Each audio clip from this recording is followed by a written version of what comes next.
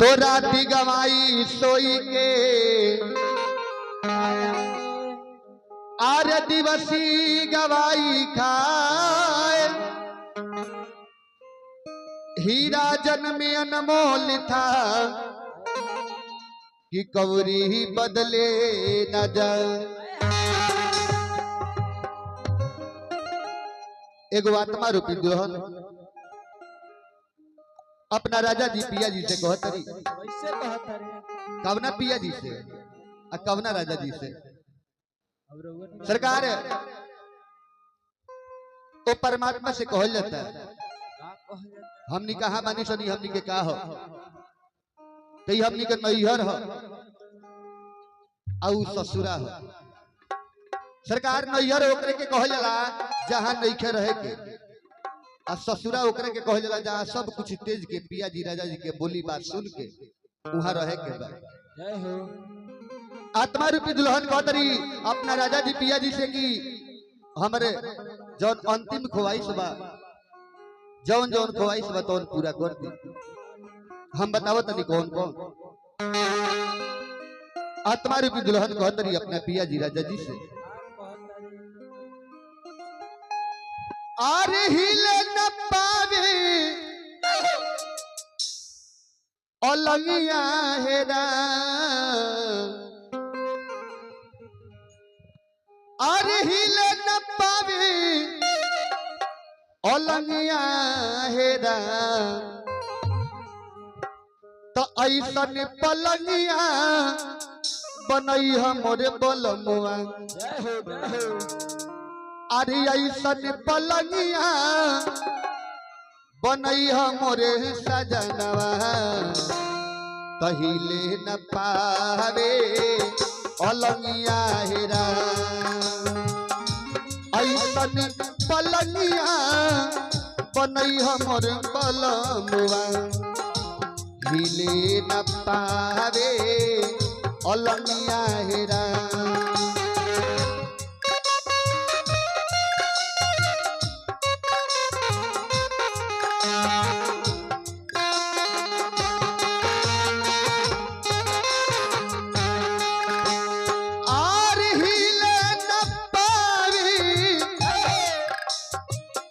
अलंगिया हेरा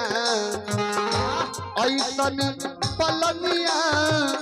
बनई हमर सजनवा हिले न पावे अलंगिया हेरा।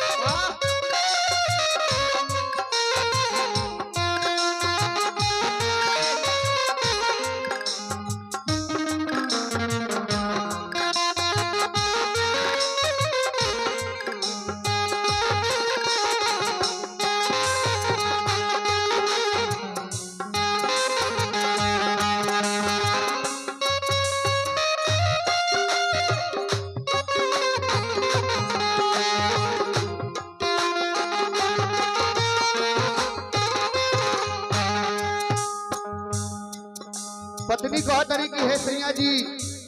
अरे हमार पहला ख्वाहिश बा तनी गौर करी बात पर तो पहले तुरे समके सड़िया मंगई हो नकबा में सोना के नथुनिया हेरा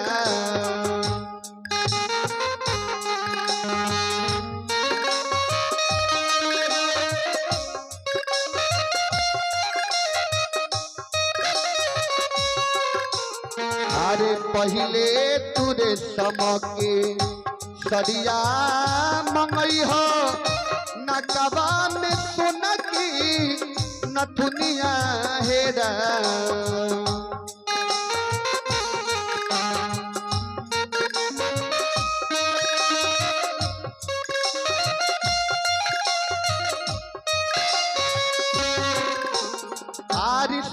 सुंदर चीता सजा के मोरे बालम सुंदर चीता सजा के मोरे बालम डाल दी सुंदर बदनिया हेरा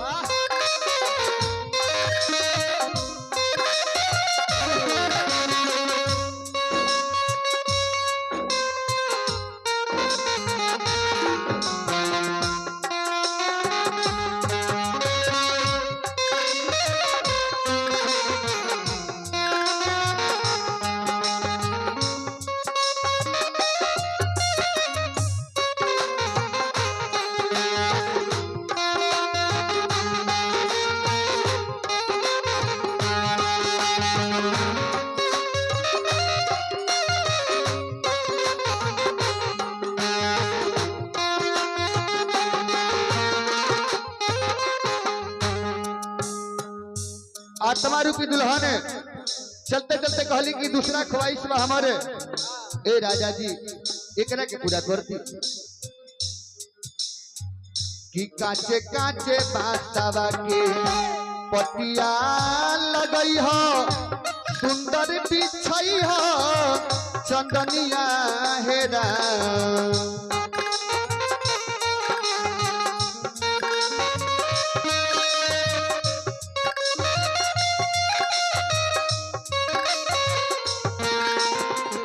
काचे काचे बासावा के पटिया लगई हो सुंदर बिछई हो चंदनिया हेरा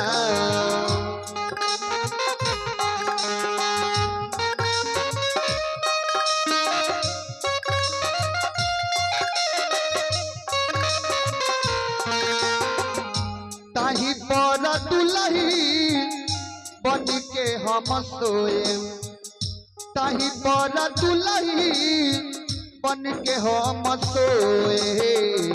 अरे डाल दी हल कीच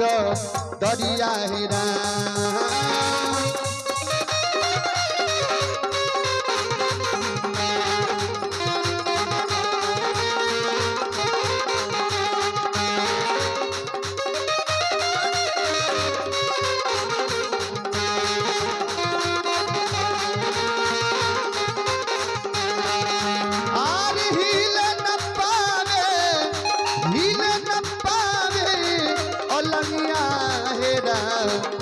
ऐसन पलंगिया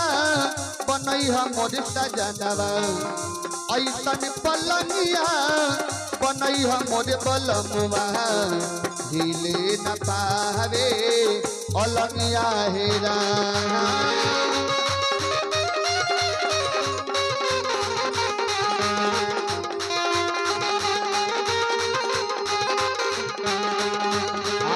ऐसन पलंगिया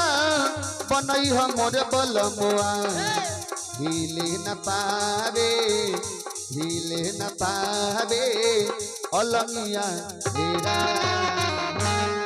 प्रेम से बोली।